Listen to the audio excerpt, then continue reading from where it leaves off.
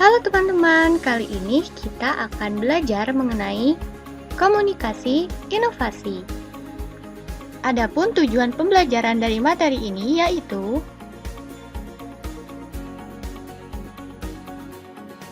Selanjutnya, apa ya komunikasi inovasi itu?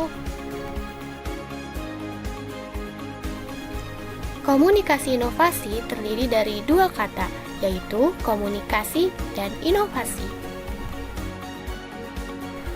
Menurut Roger, komunikasi merupakan suatu proses di mana komunikator dan komunikan saling bertukar informasi agar terjadi saling pengertian. Sedangkan inovasi merupakan gagasan, tindakan, atau objek yang dianggap baru oleh seseorang. Kebaruan di sini bersifat sangat subjektif, tergantung individu, kelompok, atau masyarakat memandang kebaruan dari gagasan, tindakan, atau barang tersebut. Misalkan, komputer dan telepon genggam, mungkin di Eropa bukan dianggap barang baru, tetapi di negara terbelakang dianggap barang yang baru. Selanjutnya, apa ya saluran komunikasi itu? Saluran komunikasi merupakan salah satu elemen penting dan cukup menentukan keberhasilan proses difusi inovasi yang sedang dilakukan, karena melalui saluran komunikasi, pesan-pesan inovasi yang dirancang dan dibuat oleh agen pembaharu dapat disebarluaskan kepada khalayak yang menjadi target adopter. Selanjutnya, membahas mengenai fungsi dari saluran komunikasi.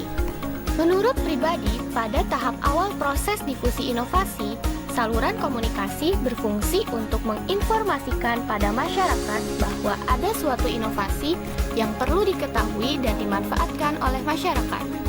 Tahap selanjutnya, saluran komunikasi berfungsi sebagai sarana untuk memotivasi masyarakat agar mau mengadopsi inovasi dengan cara mempengaruhi sikap, menanamkan nilai, dan menciptakan emosi khalayak, sehingga mereka mau menerima inovasi tersebut. Pada tahap terakhir, melalui saluran komunikasi bisa disampaikan suatu praktik penggunaan alat-alat baru sebagai wujud dari inovasi yang akan diajarkan kepada masyarakat yang dituju. Sebagai contoh, seorang agen pembaharu ingin mengajarkan praktik membuat pupuk kandang kepada masyarakat petani yang tersebar di berbagai wilayah. Karena sumber daya manusia yang bertugas sebagai penyuluh sangat terbatas, maka agen pembaharu tersebut membuat suatu program video yang di dalamnya berisikan tentang cara-cara membuat pupuk kandang. Video tersebut kemudian disebarluaskan ke berbagai wilayah pedesaan yang menjadi target sasaran, sehingga para petani dapat mempelajari cara membuat pupuk kandang. Cukup dengan melihat video yang dibuat oleh agen pembaharu. Selanjutnya akan membahas mengenai jenis saluran komunikasi. Menurut Rogers ada dua jenis saluran komunikasi, yaitu saluran komunikasi massa dan saluran komunikasi antar pribadi. Saluran komunikasi massa yaitu saluran yang digunakan untuk kegiatan komunikasi antara seseorang dengan masyarakat luas, seperti surat kabar, TV, dan radio.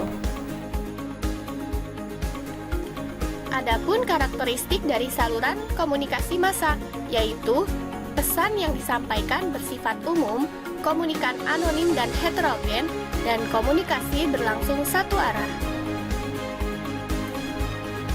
Sedangkan saluran komunikasi antar pribadi yaitu saluran yang digunakan untuk kegiatan komunikasi secara langsung antara seseorang dengan orang lain atau dengan sekelompok kecil orang, misalnya rapat dan percakapan langsung.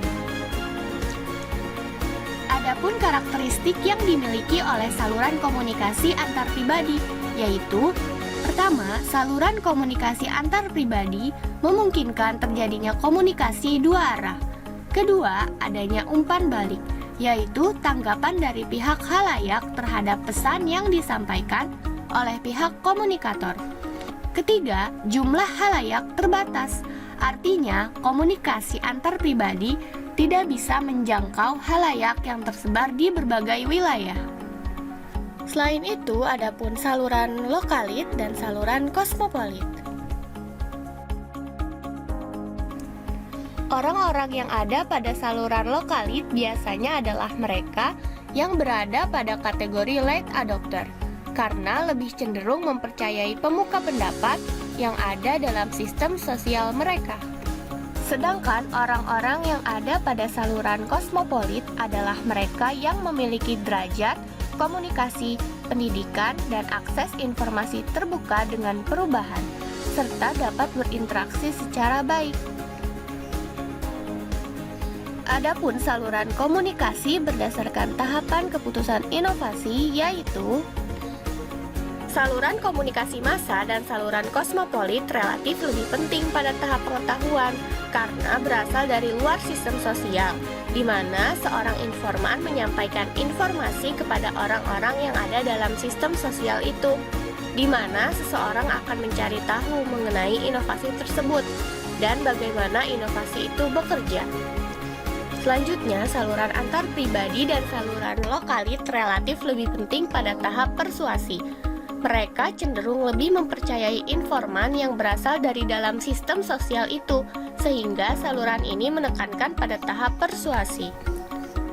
Selanjutnya, saluran media massa dan saluran kosmopolit relatif lebih penting bagi adopter awal, karena umumnya mereka menyatukan dengan anggota masyarakat dan selalu menjadi contoh di dalam kelompoknya.